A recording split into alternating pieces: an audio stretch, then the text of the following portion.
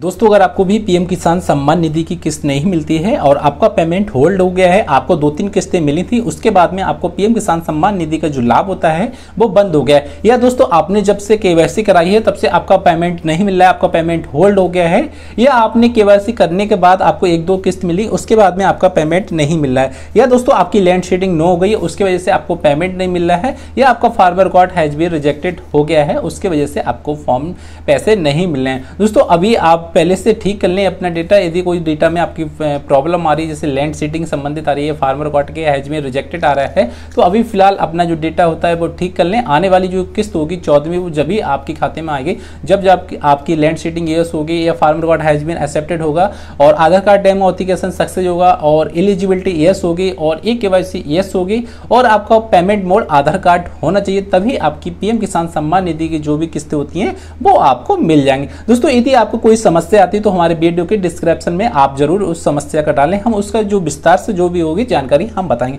कुछ किसान भाइयों ने अपनी जानकारी डाली है, जो भी है कमेंट करा है। एक है देशराज भाई हैं, इन्होंने डाला है, सर मेरा लैंड सीटिंग स्टेटस नो बता रहा था और इन्होंने ऑनलाइन जो किया था पीजी पोर्टल से ऑनलाइन कर दिया है। दोस्तों हम आपको बता दें देशराज भाई, आपको यदि आपको बता दें कि जो भी आपने इसमें जो समस्या है लैंड सीटिंग के संबंधित है, आपने ऑनलाइन डाला है तो आपके मोबाइल पे मैसेज भी आएगा इस कंप्लेंट का स्टेटस आप खुद से भी देख लीजिए। आपने ऑनलाइन कंप्लेंट पीजी पोर्टल से डाली है या जन सुनवाई पोर्टल से डाली है। दोस्तों पीजी पोर्टल से जो कंप्लेंट डाली है, आप किसी भी स्टेट से सही तो आप पीजी पोर्टल से इसी प्रकार की भी कंप्लेंट डाल सकते हैं, चाहे लैंड सीटिंग के संबंध हो या आपका पेमेंट स्टॉप हो गया है। दोस्तों यदि लैंड सीटिंग के संबंधित आपने कंप्लेंट डाली है,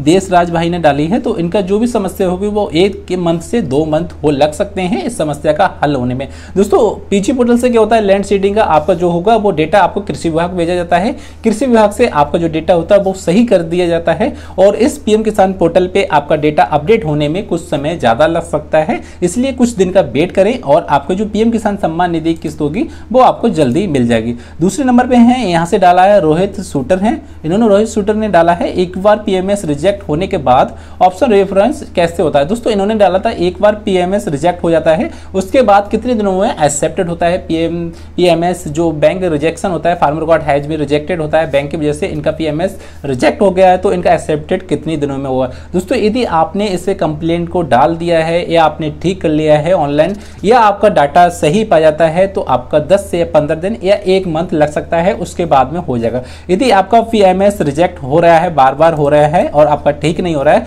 तो दोस्तों इस स्थिति में आपको न्यू खाता खुलवा लेना चाहिए। न्यू खाता किसी बैंक में न्यू अकाउंट खुलवा लेना चाहिए, या तो आप इंडिया पोस्ट पेमेंट बैंक में जा सकते हैं। इंडिया पोस्ट पेमेंट बैंक का खाता डीबीटी इनेबल होता है, डीबीटी माध्यम से खाता आज चलता रहता है। जो भी डीबीटी माध्यम से जो भी पैसा आता है, चाहे किसान का हो या आपका लेबर कार्ड का हो या आपका गैस का हो या आपका स्कॉलरशिप का, तो उस खाते में डीबीटी माध्यम से बहुत जल्दी पैसा आ जाता है। यदि आपका farmer record has been rejected हो रहा है, बार बार आपका पीएमएस रिजेक्ट हो रहा है, बैंक की वजह से हो रहा है, डीबीटी डिसेबल दिखा रहा है, डीबीटी डिसेबल दिखा रहा है और एनपीसीआई नॉट डिसेबल दिखा रहा है, तो आपको एक खाता खुलवा लेना चाहिए और वो भी इंडिया पोस्ट पेमेंट बैंक में खुलवा लेना चाहिए। दूसरे हैं रविराम, ये बता रहे हैं एक बार रिजेक्ट होने के बाद में न्यू रजिस्ट्रेशन नहीं हो रहा है, ऑलरेडी रजिस्ट्रेशन बता रहा है और एडिट करने पे रिकॉर्ड नॉट फाउंड दिखा रहा है। दोस्तों यदि आपका भी ये समस्या सेम आती है, दोस्तों यदि आपकी भी ये किसान भाई बता रहे हैं कि इनका डेटा एक दफे रिजेक्ट हो गया है और उसके बाद में न्यू रजिस्ट्रेशन कर रहे हैं तो इनका डेटा ऑलरेडी दिखा रहा है। दोस्तों यदि आपको सेम प्रॉब्लम आती है जैसे इन किसान भाई का आ रहा है,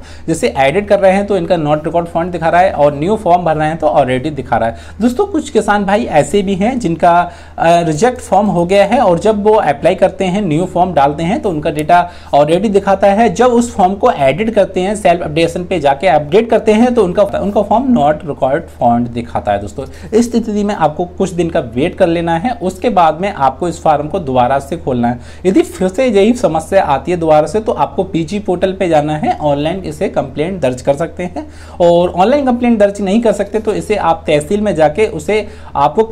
जाके इसमें आधार कार्ड और बैंक किताब और इंतकाब लगाने के बाद में इसमें जो डॉक्यूमेंट होता है वो आपको तहसीलदार के जो भी है तहसील में जो पीएम किसान सम्मान निधि के रिलेटिव इशू देखते हैं उनके पास में डॉक्यूमेंट जमा करना है और बाद में आपको 1 मंथ से या 2 मंथ के बाद में देखना है और आपका जो भी समस्या होगी यहाँ से एक रिजेक्ट फॉर्म हो रहा है उसके बाद में farmer record has been accepted हो जाएगा, आपका फॉर्म रिजेक्ट बार बार नहीं होगा। दोस्तों रिजेक्ट जो फॉर्म होते थे पहले क्या होता था दोस्तों, हमारी जो लैंड सेटिंग मतलब डॉक्यूमेंट अपलोड नहीं होते थे पोर्टल पे, उसकी वजह से जो हमारा फॉर्म थे वो सभी रिजेक्ट हो रहे हैं, चाहे आपने 2019 में किए हो, 2020 में, 2021 में।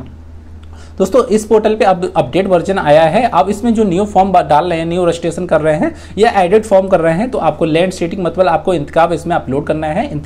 इंतकाब की जो भी डिटेल होगी आपको अच्छे से फीड करना है और उसके बाद में आपका फॉर्म अपडेट हो रहा है और जब आपका फॉर्म अपडेट हो जाएगा इसकी जल्दी सुनवाई हो जाएगी। क्यों? इसमें लैंड सेटिंग के अपडेट किया गया है, आपका डॉक्यूमेंट अपडेट किया गया है, इसकी वजह से आपका फॉर्म पेंडिंग में नहीं चलेगा, आपका फॉर्म जल्द से जल्द अप्रूवल हो जाएगा। दोस्तों जो पहले फॉर्म थे वो रिजेक्ट हो रहे थे काफ़ी, पहले जो फॉर्म थे वो काफ़ी रिजेक्ट हो रहे थे, आपने जो पहले फॉर्म डाला हुआ उसमें लैंड सेटिंग अपलोड नहीं करी होगी, उसकी वजह से आपका फॉर्म रिजेक्ट हो गया होता है। और इस संबंध में आपको दोबारा से ऑलरेडी लिख के आ रहा है तो आपको फिक्र नोट दोस्तों, आपको कुछ दिन का वेट करने हैं और उसके बाद में आपको सेल्फ अपडेशन पे जाना है और जब आपका सेल्फ अपडेशन पे फॉर्म खुल जाता है दोस्तों यहाँ से सेल्फ अपडेशन पे जाना है, अपडेट सेल्फ रजिस्ट्रेशन पे जाना है और यहाँ से अपना जो फॉर्म होता है वो अपडेट कर सकते हैं। यदि आपका यहाँ से फॉर्म खुलता है, आधार कार्ड नंबर डालने के बाद में आपका फॉर्म खुल जाता है तो आप ठीक कर सकते हैं। यदि आपका फॉर्म नॉट रिकॉर्ड फॉर्म दिखाता है तो आपको कुछ दिन का वेट करना है और उसके बाद में आपका फॉर्म ठीक हो जाएगा। यदि आपका नहीं हो रहा है तो आपको एक बार दोस्तों यहाँ से e-KYC कर लें। e-KYC करने के बाद में दोस्तों यदि आपके